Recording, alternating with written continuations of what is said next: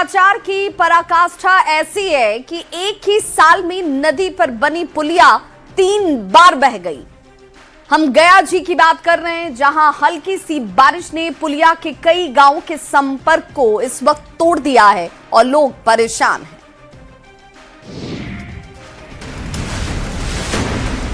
गया जिले के नक्सल प्रभावित इलाके में प्रशासन की बड़ी लापरवाही सामने आई है। भूतही नदी पर बनी पुलिया इस साल तीसरी बार पानी के तेज बहाव में बह गई, जिससे 12 गांवों का संपर्क पूरी तरह टूट गया है। मंझौली पंचायत के ज्योतारी गांव में हल्की बारिश ने ही निर्माण की पोल खोल दी है। महज 10 दिन पहले ह्यूम पाइप से तैयार की गई अस्थायी पुलिया नदी का जलस्तर बढ़ते ही तिनके की तरह बह गई। इस साल यह तीसरी बार है जब यह पुलिया पानी में समा गई है। पुलिया टूटने से निजामडी, जिरवातरी, उमन, मल्लान टोला और बाघा डावर समेत करीब 12 गांवों की लाइफलाइन कट चुकी है। हालात इतने खतरनाक हो चुके हैं कि नदी पार करते वक्त एक साइकिल सवार तेज धारा में बहने लगा, जिससे ग्रामीणों ने कड़ी मशक्कत के बाद बचा लिया। बच्चों का स्कूल जाना, किसानों का खेतों तक पहुंचना और जरूरी कामों के लिए बाजार आना जाना पूरी तरह ठप हो चुका है। आसपास के गांव के लोग प्रशासन से इस नदी पर मजबूत और अस्थायी पुल बनाने की मांग कर रहे हैं।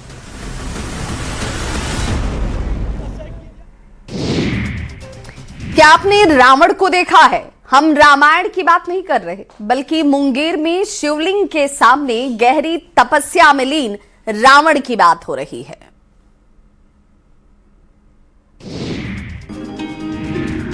कांवरिया पथ पर हर दिन लाखों शिव भक्त अपनी श्रद्धा के साथ बाबा धाम की ओर बढ़ रहे हैं, लेकिन इसी बीच हावड़ा से मुंगेर पहुंचे कांवरियों के एक जत्थे ने सबका ध्यान अपनी ओर खींच लिया है।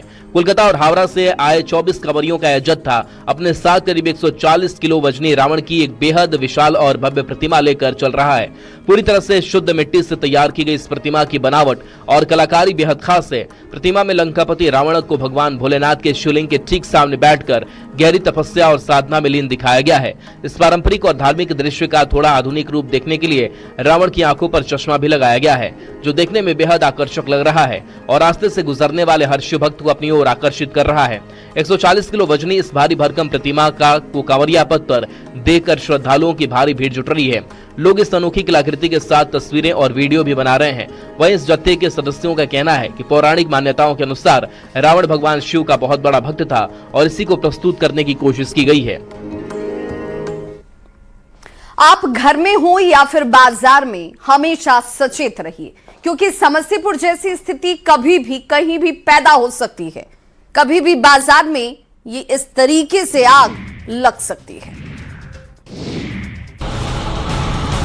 समस्तीपुर जिले के ताजपुर गुदरी बाजार के मंडी में उस वक्त हड़कंप मच गया जब वहां अचानक से भीषण आग लग गई। आग की उठती ऊंची ऊंची लपटें और कुएं और धुएं के गुबार को देखकर पूरे इलाके में अफरा तफरी का माहौल बन गया। आसपास के दुकानदार और स्थानीय लोग अनहोनी की आशंका से अपनी दुकानों के और घरों के सामान सुरक्षित बाहर निकालने में जुट गए। दमकल विभाग की गाड़ी के मौके पर पहुंचने में देरी हुई तो फिर स्थानीय लोगों ने आग को बुझाने का खुद ही मोर्चा उठा लिया। लोगों ने बिना वक्त गवाए पास के समरसिबल पंपों को चालू किया और पानी की बौछार कर काफी मशक्कत के बाद आग पर पूरी तरह से काबू पा लिया। स्थानीय लोगों की तत्परता और सूझबूझ की वजह से एक बड़ा और भयावह हादसा होते होते टल गया।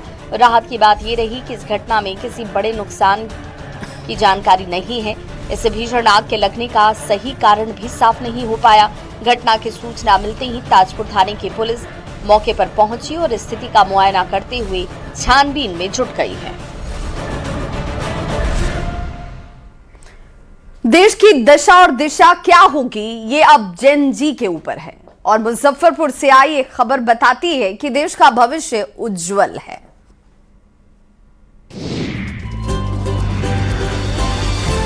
मुजफ्फरपुर इंस्टीट्यूट ऑफ टेक्नोलॉजी की छात्रा जिशु कुमारी सिन्हा और उनकी टीम ने बिजली की अनावश्यक बर्बादी को रोकने के लिए एआई आधारित ऊर्जा बचत प्रणाली विकसित की है।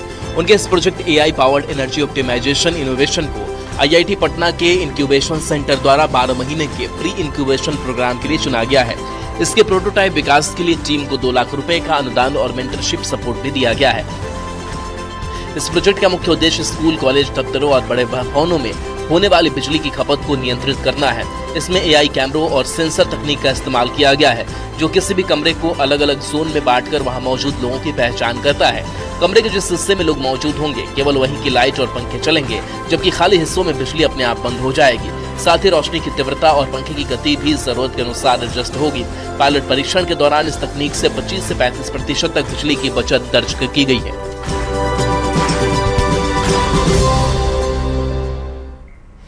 गया जी, इस वक्त गंगा में आप देखेंगे तो पूरे क्रोध में गंगा आपको नजर आएंगे। उनके इस क्रोध को निचले इलाकों में रहने वाले लोग समय रहते समझ लें तो ज्यादा बेहतर होगा। कहीं ऐसा ना हो कि देर हो जाए और बाद में पछताना पड़े। बक्सर जिले में पिछले 2 दिनों से गंगा नदी के जलस्तर में लगातार बढ़ोतरी हो रही है। गंगा नदी पूरे उफान पर है। गंगा के तेजी से बढ़ते जलस्तर और तेज धारा को देखते हुए बक्सर जिला प्रशासन पूरी तरह से अलर्ट हो चुका है। नदी किनारे बसे इलाकों और निचले क्षेत्रों में किसी भी अनहोनी से निपटने के लिए प्रशासनिक निगरानी कड़ी कर दी गई है। मामले की गंभीरता को देखते हुए बक्सर सदर एसडीओ ने सुरक्षा से जुड़े कड़े निर्देश जारी किए हैं। उन्होंने बताया कि नदी के पानी के तेज बहाव और दुर्घटना की आशंका को टालने के लिए गंगा नदी में सभी प्रकार की नावों के परिचालन पर पूरी तरह से रोक लगा दी गई है। इसके साथ ही प्रशासन ने आम नागरिकों और श्रद्धालुओं से सख्त अपील की है कि वे अभी गंगा नदी के गहरे पानी में बिल्कुल न जाएं और जब यह स्थिति सामान्य न हो तब तक नदी में स्नान करने से परहेज करें। राहत की बात यह कि गंगा का जलस्तर फिलहाल खतरे के निशान से नीचे बना हुआ है, लेकिन पानी का फैलाव इतनी तेजी से हुआ है कि बक्सर शहर के सभी प्रमुख गंगा घाटों की सीढ़ियां पूरी तरह जलमग्न हो चुकी है। भगवान शिव और माता पार्वती के अलौकिक स्वरूप के दर्शन कर लीजिए। मुंगेर के कच्ची कांवरिया पथ पर तो हर कोई इस दृश्य को देखने के लिए रुक सा जा रहा है। श्रावणी मेले में इन दिनों आस्था, भक्ति और समर्पण के एक से बढ़कर एक अद्भुत और मनमोहक रंग देखने को मिल रहे हैं। मुंगेर के असरगंज की कच्ची कांवरिया पथ पर उस वक्त हर किसी की नजरें ठहर गई जब भगवान भोलेनाथ और माता पार्वती के अलौकिक स्वरूप से सजी एक भव्य कांवर वहां से गुजरी। पश्चिम बंगाल के हावड़ा से आई करीब 50 कांवरियों की टोली इस 120 किलो वजनी विशेष कांवर को अपने कंधे पर उठाए बाबा बैद्यनाथ धाम की ओर बढ़ रही है। यह केवल एक साधारण कांवर नहीं बल्कि सच्ची भक्ति के धागों में पिरोई गई शिव और शक्ति के मिलन की एक सजीव तस्वीर है। इसमें महादेव का सौम्य और शांत स्वरूप, माता पार्वती के चेहरे पर झलकता प्रेम और दोनों के गले में पड़ी ताजे फूलों की माला का दृश्य इतना दिव्य है कि रास्ते से गुजर रहे हर श्रद्धालु के कदम रुक जा रहे हैं। हावड़ा के इन शिव भक्तों ने अपने इस हाथों से तैयार किया है। वहीं कांवरियों के अनुसार इस विशाल कांवर को ऐसा रूप देने के लिए करीब 10 दिन लगे हैं। क्या कोई युद्ध छिड़ने वाला है? अगर कोई युद्ध नहीं होने वाला है तो फिर रोहतास के घरों में अवैध हथियार आखिर क्यों बनाए जा रहे हैं? ये लोग किस बात की तैयारी में जुटे हुए हैं? रोहतास जिले के सासाराम में पुलिस ने अवैध हथियारों के बड़े नेटवर्क का भंडाफोड़ करते हुए एक मिनी गन फैक्ट्री का उद्भेदन किया है। पुलिस ने इस गुप्त कार्रवाई में भारी मात्रा में निर्मित और अर्धनिर्मित हथियारों के साथ 2 शातिर धंधेबाजों को भी गिरफ्तार कर लिया। पुलिस को गुप्त सूचना मिली थी कि शिवसागर थाना क्षेत्र के डेहरा गांव में अवैध हथियार बनाने का एक बड़ा कारखाना चलाया जा रहा है। सूचना मिलते ही पुलिस की विशेष टीम ने गांव में छापेमारी की। मौके से हथियार बनाने वाला मुख्य कारीगर नागेंद्र शर्मा रंगे हाथों पकड़ा गया। जब कारखाने की तलाशी ली गई तो वहां से 4 देसी कट्टे, 2 देसी बंदूक, कई अर्धनिर्मित हथियार, लेथ मशीन और हथियार बनाने के भारी उपकरण बरामद हुए। पकड़े गए कारीगर नागेंद्र शर्मा से जब कड़ाई से पूछताछ की गई तो उसकी निशानदेही पर सासाराम शहर से उसके सहयोगी धनंजय कुमार को भी धर दबोचा गया। धनंजय के पास से भी एक अवैध देसी कट्टा बरामद हुआ है। फिलहाल पुलिस दोनों आरोपियों से पूछताछ कर रही है ताकि इस पूरे अवैध नेटवर्क से जुड़े लोगों का पता लगाया जा सके।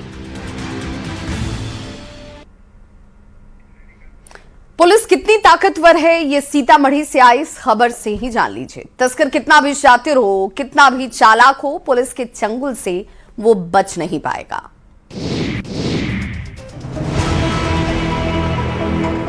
सीतामढ़ी में अवैध मादक पदार्थों की तस्करी के खिलाफ पुलिस और एसटीएफ की विशेष टीम को एक बड़ी कामयाबी मिली है। एसटीएफ ने रीगा थाना क्षेत्र के संग्राम फंदह गांव में गुप्त सूचना के आधार पर छापेमारी कर करीब 334 किलोग्राम अवैध मादक पदार्थ बरामद किया, जिसकी अंतर्राष्ट्रीय बाजार में अनुमानित कीमत करीब 1,67 लाख रुपए आंकी गई। पुलिस के मुताबिक एसटीएफ को पुख्ता जानकारी मिली थी कि संग्राम फंदह गांव के घर में नशीले पदार्थों का एक बड़ा स्टॉक छिपा कर रखा गया है। सूचना मिलते ही टीम ने तत्काल गांव की घेराबंदी कर जयनारायण महतो के घर पर दबिश दी। तलाशी के दौरान घर से नशीले पदार्थों की भारी खेप को साथ साथ तस्करी में इस्तेमाल होने वाला एक लग्जरी 4 पहिया वाहन और अन्य आपत्तिजनक सामान जब्त किया गया। कार्रवाई के दौरान पुलिस ने मौके से मुख्य आरोपी जय नारायण महतो को गिरफ्तार कर लिया है। पुलिस जांच कर रही है कि मादक पदार्थ की इतनी बड़ी खेप कहां से लाई गई थी। धनबाद में मां मनसा की करीब 30 प्रतिमाओं का भव्य विसर्जन हुआ। भारी बारिश होने के बावजूद भी किसी भी श्रद्धालु की आस्था जरा भी नहीं टिकी। धनबाद जिले के तोपचांची प्रखंड स्थित कोरकुट्टा पंचायत के केवट टोला में आस्था और परंपरा का एक अनोखा और भव्य नजारा देखने को मिला। लगातार हो रही तेज बारिश के बावजूद श्रद्धालुओं की आस्था अडिग रही और गांव से एक साथ मां मनसा के करीब 30 प्रतिमाओं की भव्य विसर्जन शोभा यात्रा निकाली गई। कोरकुट्टा गाँव में लगभग 200 केवट परिवार रहते हैं जो मां मनसा को अपनी कुलदेवी के रूप में पूजते हैं। पूर्वजों के जमाने से चली आ रही सदियों पुरानी परंपरा को आज भी पीढ़ी में पूरी निष्ठा और विधान के साथ निभाया जाता है। मछली पालन और मछली पकड़ने के व्यवसाय से जुड़े इस समुदाय में मान्यता है कि मां मनसा की पूजा अर्चना संपन्न होने के बाद ही लोग तालाबों में उतरकर मछली पकड़ने की शुरुआत करते हैं। ग्रामीणों का अटूट विश्वास है कि मां मनसा की कृपा से ही आज तक गांव में किसी भी व्यक्ति को सांप ने कोई नुकसान नहीं पहुंचाया। इस वर्ष भी गांव के करीब 30 घरों में मां मनसा की प्रतिमाएं स्थापित कर विधि विधान से पूजा हुई। बारिश होते ही जैसे मोर अपने पंखों को फैलाकर नाचता है, वैसे ही रामगढ़ का पालनी वाटरफॉल भी बारिश होते ही अपनी सुंदरता को और जैसे निखार लेता हूँ। सौंदर्य ऐसा कि किसी भी राहगीर को देखने के लिए यहाँ पर रुकना जरूरी हो जाता है। लगातार हो रही मूसलाधार बारिश के बाद पतरातू के प्रसिद्ध पालनी वाटरफॉल का सौंदर्य अपने चरम पर पहुंच गया। घने जंगल, ऊंची वादियां और हरी भरी पहाड़ियों के बीच लगभग 100 फीट की ऊंचाई से गिरती सफेद जलधारा की कलकल ध्वनि पूरे वातावरण में एक अलग ही सुकून और मनमोहक संगीत घोल रही है। बारिश के इस मौसम में झरने का बहाव और इसका प्राकृतिक रूप देखते ही बनता है। झरने में आए उफान और प्रकृति के इस दिलकश नजारे का दीदार करने के लिए दूर दराज से बड़ी संख्या में सैलानी और स्थानीय लोग पतरातू पहुंच रहे हैं। खूबसूरत वादियों और गिरते पानी के बीच सैलानी जमकर फोटो शूट करवा रहे हैं और अपने सोशल मीडिया के लिए रील्स और वीडियो बनाकर इस यादगार पल को अपने कैमरे में कैद कर रहे हैं। चारों तरफ फैली हरियाली, शांत माहौल, ठंडी हवाएं और 100 फीट की ऊंचाई से गिरता पालनी झरना इन दिनों पर्यटकों के लिए एक प्रमुख और पसंदीदा पिकनिक स्पॉट बन चुका है। जम्मू कश्मीर में पहाड़ों पर मौसम साफ होते ही भक्तों के लिए खुशखबरी आ गई है। मौसम बदलते ही कटरा यात्रा को एक बार फिर से शुरू कर दिया गया है। अब भक्त माता के दर्शन बिना रुकावट के कर पाएंगे। बारिश थमी, मौसम साफ हुआ और फिर से गूंजने लगा माता के जयकारों का स्वर। खराब मौसम के चलते कुछ समय के लिए रोकी गई श्री माता वैष्णो देवी यात्रा अब मौसम में सुधार के बाद दोबारा शुरू कर दी गई। त्रिकुटा पर्वतों पर बारिश थमने और मौसम साफ होने के बाद श्रद्धालुओं की यात्रा की अनुमति दे दी गई। इसके साथ ही भक्त माता के दर्शन के लिए भवन की ओर रवाना होते नजर आए। यात्रा दोबारा शुरू होने की खबर के बाद श्रद्धालुओं में भी खुशी का माहौल है। हालांकि पहाड़ी इलाकों में मौसम कभी भी करवट ले सकता है। ऐसे में प्रशासन ने श्रद्धालुओं से किया है, वो लाखों शहीदों का भी अपमान किया है जो वंदे मातरम का नारा लगाते लगाते देश की आजादी के लिए फांसी पर चढ़ गए, जिन्होंने कई साल जेल में काटे। आज कांग्रेस पार्टी 1937 का अपनी पार्टी का रिजोल्यूशन मान रही है और पार्लियामेंट के एक्ट को नकार रही है। मुझे तो बड़ा आश्चर्य है, श्री राहुल गांधी की नेतृत्व में कांग्रेस पार्टी फिर एक बार इस देश में तुष्टीकरण की राजनीति को पुरजोश तरीके से आगे बढ़ा रही है। मैं देश की जनता को अपील करना चाहता हूं कि एक बार इस देश ने गलती करी थी वंदे मातरम के 2 टुकड़े होने देने की, और एक गलती के गंभीर परिणाम हमने भुगते हैं। अब देश की जनता एकजुट हो और कांग्रेस पार्टी के इस फैसले के खिलाफ आवाज बुलंद करे कि अब इस देश में तुष्टीकरण की राजनीति नहीं चलेगी। ये आजाद देश है। आजादी के 80 साल के बाद 1937 में जो फैसला कांग्रेस ने किया था, जिसको नरेंद्र मोदी जी ने सुधारा है, उसके सामने का कोई विरोध इस देश की जनता नहीं सहन करेगी। भारतीय जनता पार्टी कांग्रेस पार्टी के इस फैसले की कड़ी निंदा करती है और हम इसका जनता के बीच में और विधायी सदनों में भी पुरजोश विरोध करेंगे। मंत्री अमित शाह को आप सुन रहे थे, जिन्होंने कांग्रेस पर जोरदार हमला किया वंदे मातरम को लेकर। जिस तरीके ने अब कांग्रेस के अब इस पूरे फैसले पर लगातार प्रतिक्रियाएं सामने आती हुई, जिसमें सीडब्ल्यूसी में यह फैसला लिया गया कि पहले के ही 2 छंद जो हैं वो गाए जाएंगे। उस पर आप सुन रहे थे अमित शाह को, केंद्रीय मंत्री अमित शाह, जिन्होंने कहा कि अब जनता इसे लेकर अपना फैसला देगी। एक बार फिर से रुक करेंगे खबर 1 मिनट का। तो भारत की अब स्पीड बढ़ चुकी है। पहाड़ हो या फिर रेगिस्तान, वंदे भारत ट्रेन कभी अपनी गति से समझौता नहीं करती। वंदे भारत सरपट दौड़ती है। दुनिया के सबसे ऊंचे रेलवे ब्रिज पर रफ्तार का नया रिकॉर्ड। जम्मू कश्मीर के रियासी में चिनाब ब्रिज पर पहली बार वंदे भारत ट्रेन करीब 100 किलोमीटर प्रति घंटे की रफ्तार से दौड़ी। ये तस्वीरें भारतीय रेलवे की बढ़ती रफ्तार और जम्मू कश्मीर में रेल कनेक्टिविटी के नए अध्याय की गवाही दे रही है। नॉर्दर्न रेलवे के जम्मू डिवीजन में श्री माता वैष्णो देवी कटरा से बनिहाल के बीच 111 किलोमीटर लंबे नए ब्रॉड गेज रेल सेक्शन पर ट्रेनों की अधिकतम गति बढ़ाकर 100 किलोमीटर प्रति घंटा करने को रेल मंत्रालय ने मंजूरी दी है। गति बढ़ने से इस महत्वपूर्ण रेल सेक्शन पर सफर पहले के मुकाबले तेज होगा। चिनाब ब्रिज पर वंदे भारत की 100 किलोमीटर प्रति घंटे की रफ्तार जम्मू कश्मीर के रेल नेटवर्क के लिए एक बड़ी उपलब्धि मानी जा रही है।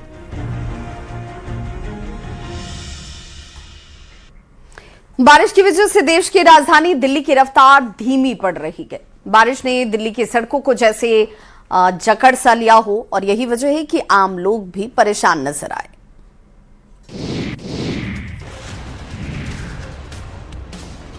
आसमान से बरसा पानी और सड़कों पर थम गई रफ्तार। दक्षिण दिल्ली में हुई तेज बारिश के बाद दिल्ली एयरपोर्ट रोड का नजारा कुछ ऐसा ही दिखाई दिया। सड़क पर जगह जगह पानी जमा हो गया, जिसके बीच से गुजरते वाहन और राहगीर परेशानी से जूझते नजर आए। भारी बारिश के बाद सड़क पर जल भराव ने ट्रैफिक की रफ्तार धीमी कर दी। कई वाहन पानी के बीच से संभल कर निकलते दिखाई दिए। दिल्ली के इस अहम मार्ग पर पानी जमा होने से एयरपोर्ट की ओर आने जाने वाले लोगों की मुश्किलें बढ़ गई। बारिश के बाद सामने आई ये तस्वीरें राजधानी में जल निकासी की व्यवस्था पर सवाल खड़े करती है। कुछ देर की तेज बारिश के बाद सड़क पर जमा पानी लोगों के लिए परेशानी का सबब बनकर आया। फिलहाल मौसम का मिजाज देखते हुए आने वाले समय में भी जल भराव की चुनौती बनी रहने की आशंका है।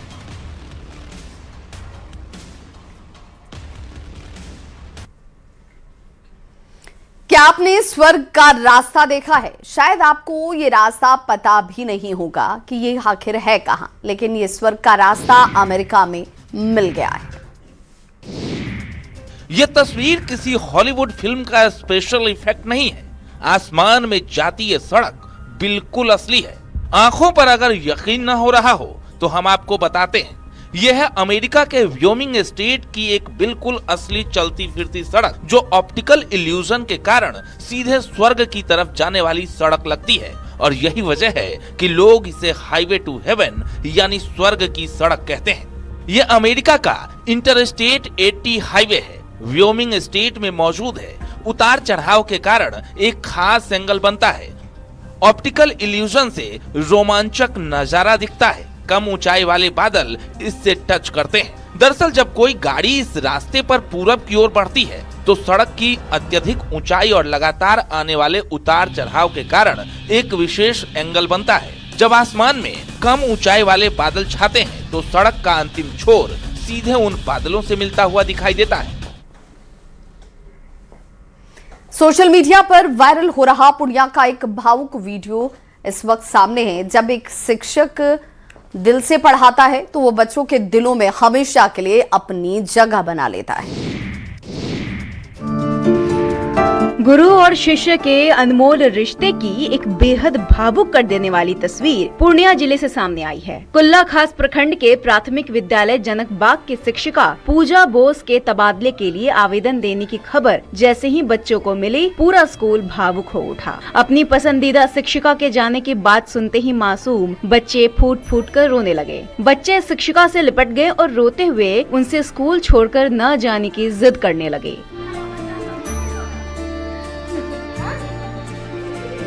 मैम, हमें छोड़कर मत जाइए। मासूमों के इस शब्दों ने वहां मौजूद हर शख्स की आंखें नम कर दी। शिक्षिका पूजा बोस इस विद्यालय में बच्चों के लिए सिर्फ एक शिक्षक नहीं बल्कि प्रेरणा स्रोत बन चुकी हैं। वह शिक्षण अधिगम सामग्री के जरिए बच्चों को नवाचार से जोड़ती हैं और खेल खेल में गीत, कविता और नृत्य के माध्यम से रोचक तरीके से पढ़ाई करवाती हैं।